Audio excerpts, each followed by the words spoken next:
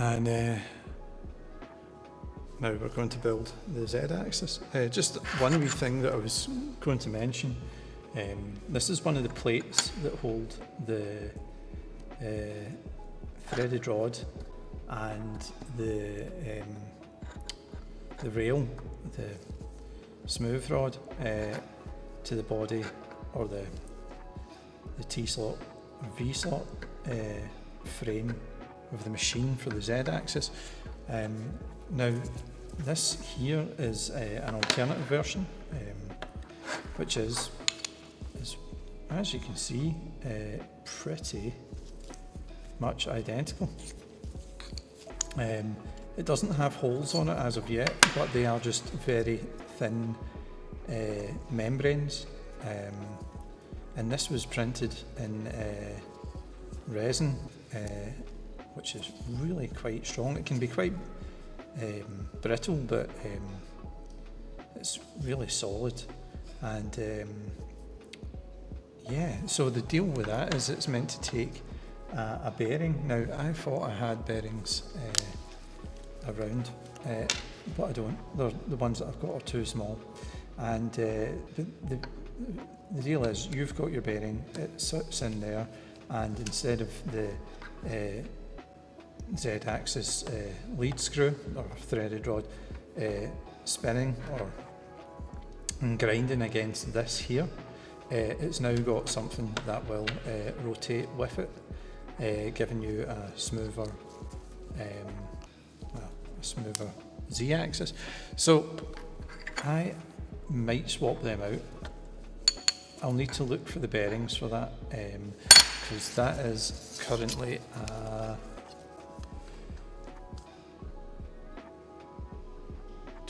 22 millimeter bearing that it's going to take, and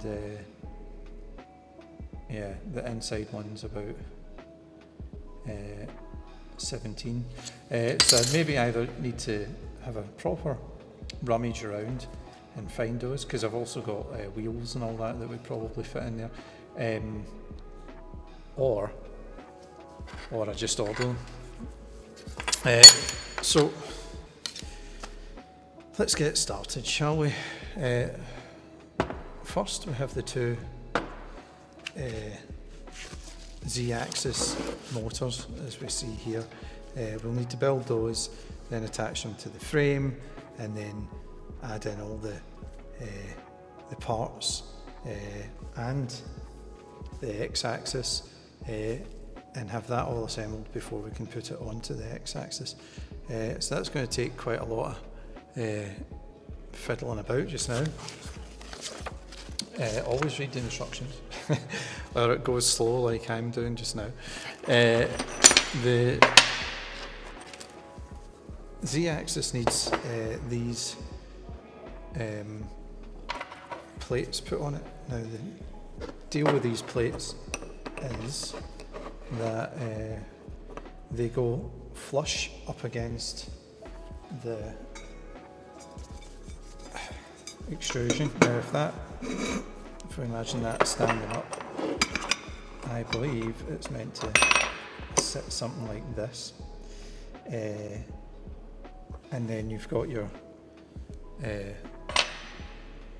lead screw, which is the Z-axis threaded rod, and your smooth rod that goes in there, and then with this part on the top, it holds them there tightly. Now, if I've got one that I could prepare earlier, this is where I was saying that one would be replaced.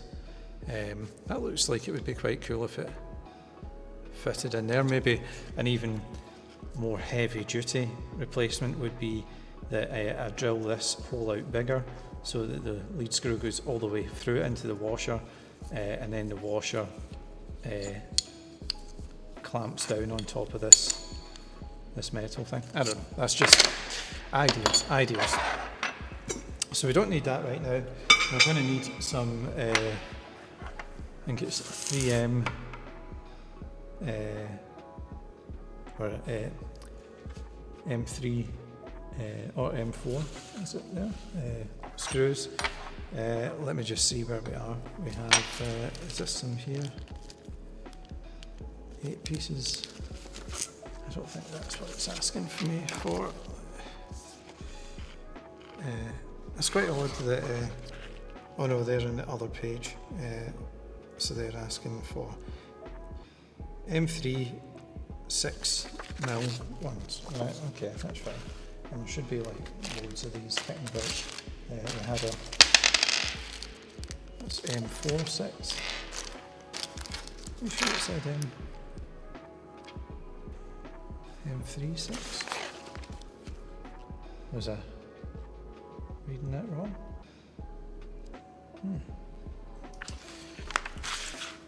We will find out. We have those and we have those. M3 6mm. Right, okay, that's us. And we'll need 8 of these, I'm thinking. So that's 4. One more. There we go. 8. Okay, so we want the motor coupler to be pointing out from the frame, so if that's there, it's going to be best or easy for us to run the wires if it's sticking out that way. It might work that way, but then you've got it kind of just scooting off the side. It's better that this is protected by a chunky bit of metal. So the first thing we need to do is put these Z-axis plates onto the Z-axis motors, and this will help you out. I'm sure you'll be able to skip past this part. It's not like it's rocket science we're talking about here. It's worth noting that that little plate there, or the body is stopping the body of the stepper motor is stopping the rod dropping through the hole in the plate. And again, I need to put the same bolts into this one. Okay.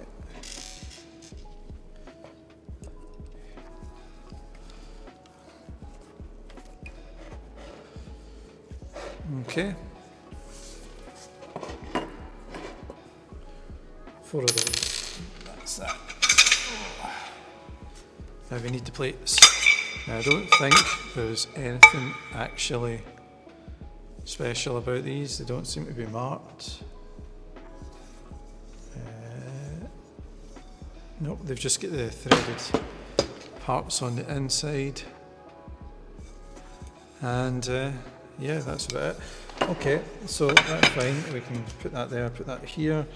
And now I need to get 2 of these in each of those. Probably going to have a little bit of an issue mounting them. But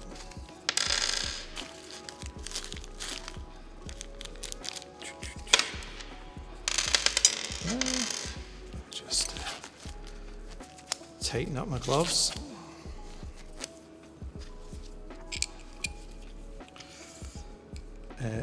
So again, you've got the T-nuts, or I think that's what they're called, that runs inside the extrusion, and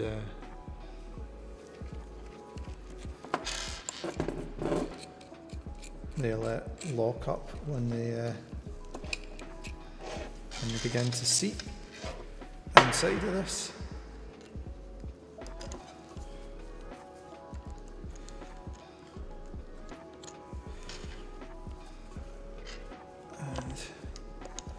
It'll be good to do these with the plate with the extrusion standing up like this, because we want those, well, it's going to sit like this on the frame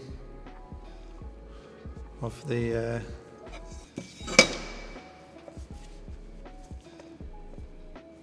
printer, so we want that to be like that. So again,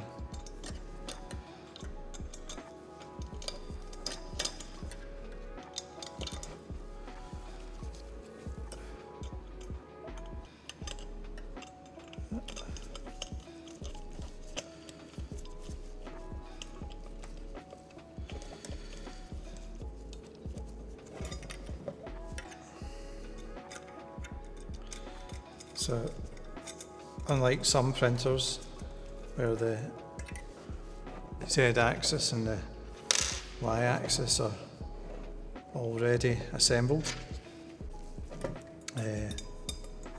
some of the kits that you get, all you need to do is attach the two main pieces, plug it in, and that's you. But this, I think part of the price point is that it is completely in bits, well packaged though, not completely in bits.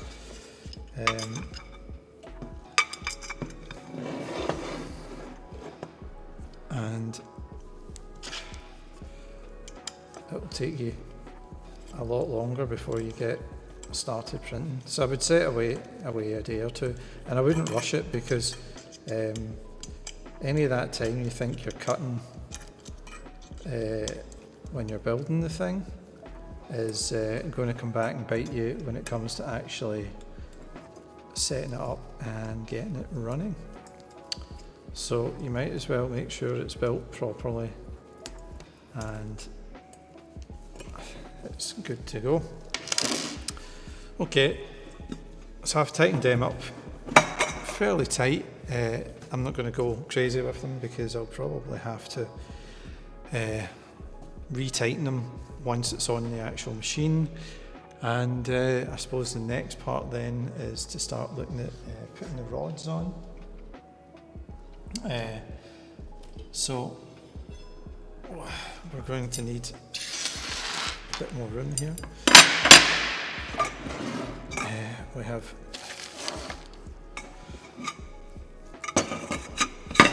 both these.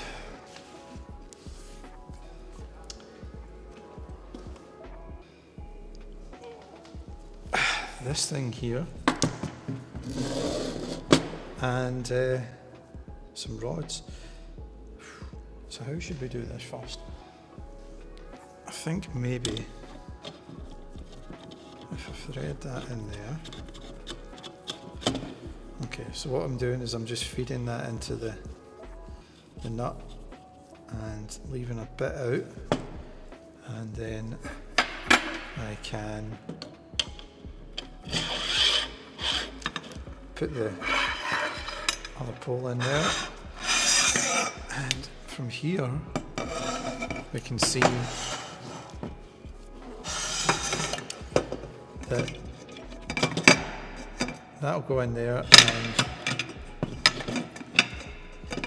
this will go in here, and that holds it. We will, by the feel of it, need to loosen up this. Let me just see. It doesn't seem too bad. The grub screw that's in there is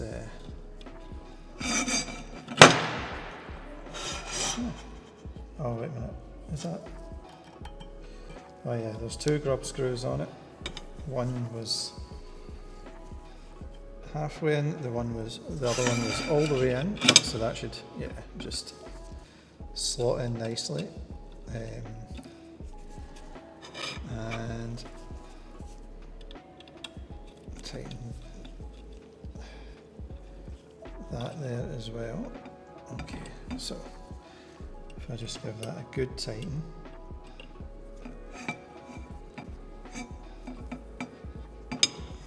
Again, if you feel that you're straining to do this, you're maybe going to rip the threads on it, so I wouldn't go super crazy. You want it tight, but tight that it doesn't slip out, not tight that you end up busting the threads on the grub screw, because that would mean you'd either need to get a new grub screw, or if it's worn away the hexagonal shape on it, you're going to need a new one of these, because that would be a complete pain in the bum.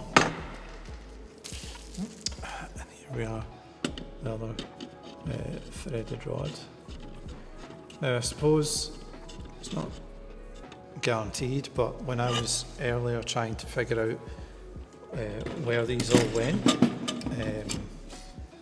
I could have just compared the rods with the Z-axis rods, but that's not guaranteed. Oh, there we go.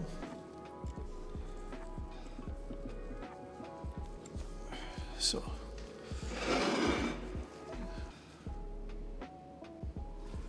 so it's got that there.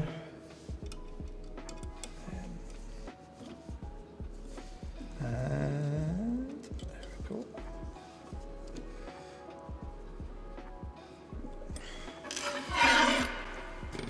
I'll drop that through here. There we go. Great. So now you can see the Z-axis going down like that.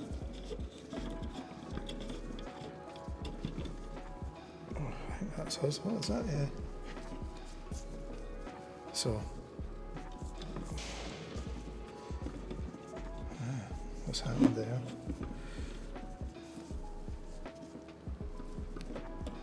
So it's kind of getting to a point where it won't turn anymore. I wonder why. I wonder if that's to do with, is there something stopping it? Because it's not doing it on that other side either. So it could be something to do with the shape of the bearing. Okay, so that's that. That's done. Fantastic. Now all I need to do is, as far as I can do, just check the instructions, make sure I've not missed a step. Okay, I have missed a step, I think. Or have I?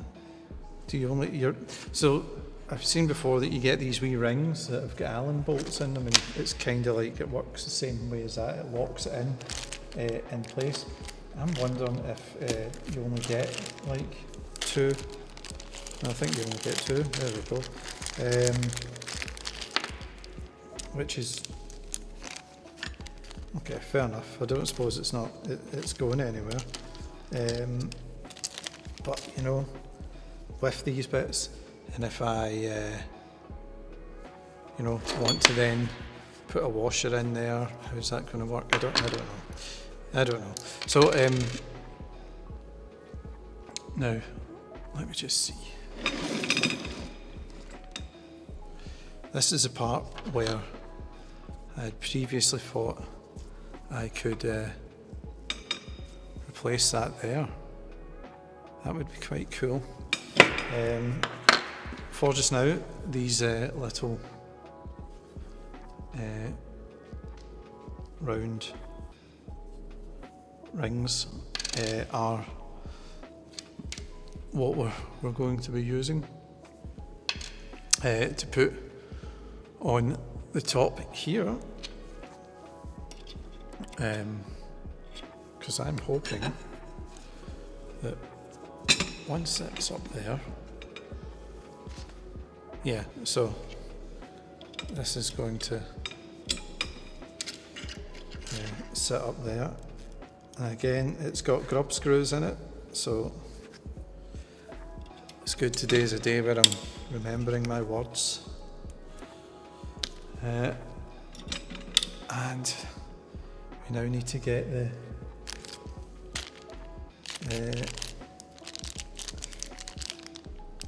M5 30mm bolts. I have my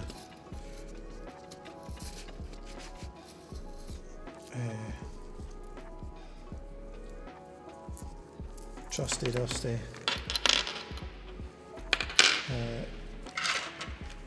thing there. There we go. Okay. So the next part I need to do is take this here, feed it in there, and the same with that side. So this will make this side rigid, and it's beginning to feel much more solid now. You'll feel as you're building this, feel the printer taking shape and starting to really become solid. And to save me a bit of hassle, I'm going to switch into the gun now and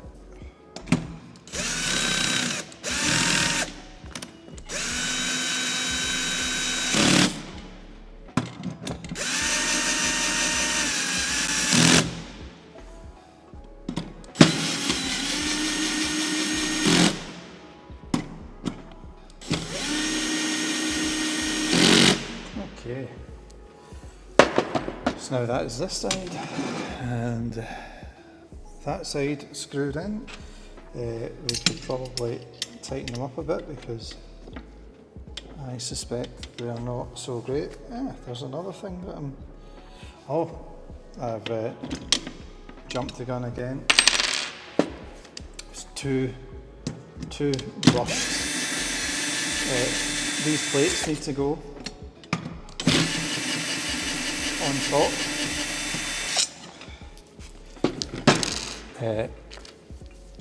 So, as I'd said before, you've put your ring already on there, and you need to put your plate on with your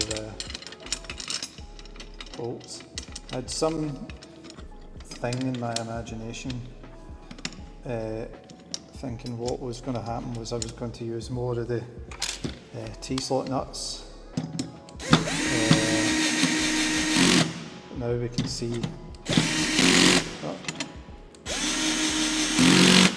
that is in, and you know, that really isn't all that loose, you know. I don't know. I think when I've got the machine up and running, I am going to swap them out, because the old printer I've got has got bearings up there, and I don't see why this doesn't, unless there's something I'm not aware of. Some design aspect apart from saving money.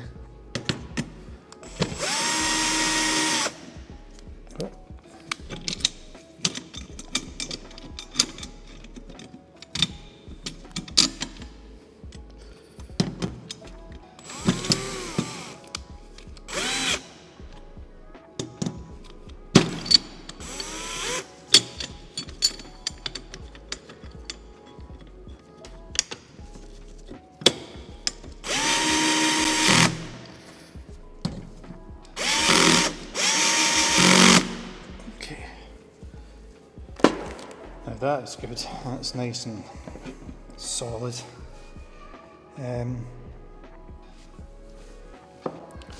Okay, so that's more or less the frame built. We have the Z-axis working, and we have the rods in, and we have the X-axis working. One of the things that I'm probably, as I'd mentioned earlier, going to look at is possibly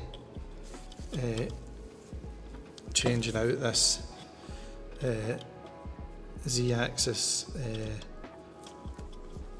fastener up the top there with something that's got bearings, and I might do that before I finish the build, see if I've got the parts around. I could, now that I've done them though, it's been a bit of a waste of plastic, actually just print some bearings to fit those, which might actually be a bit better. And we now need to tighten this up here so it doesn't move. So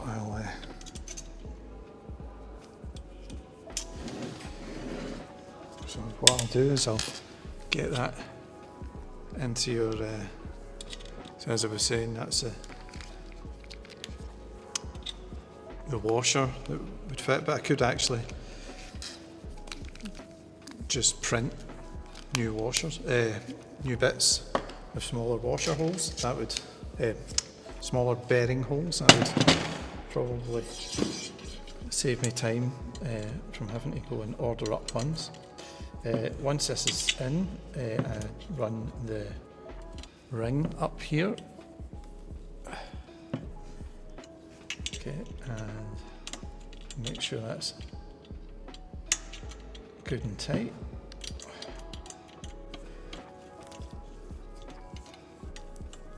Okay. And all that's doing is stopping that moving up and down and slipping out of its socket.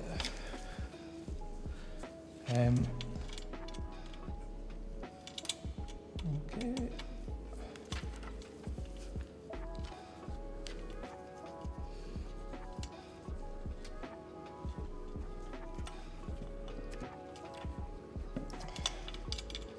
One,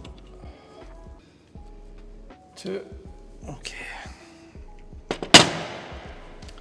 And that looks pretty good so far. So that's now the Z-axis complete with the X-axis built onto it. Still needs the electronics fitted, and it still needs fitted onto the frame, but that's that. So hopefully you'll join me. It's actually shown to be a wee bit too big to fit inside the frame of the camera.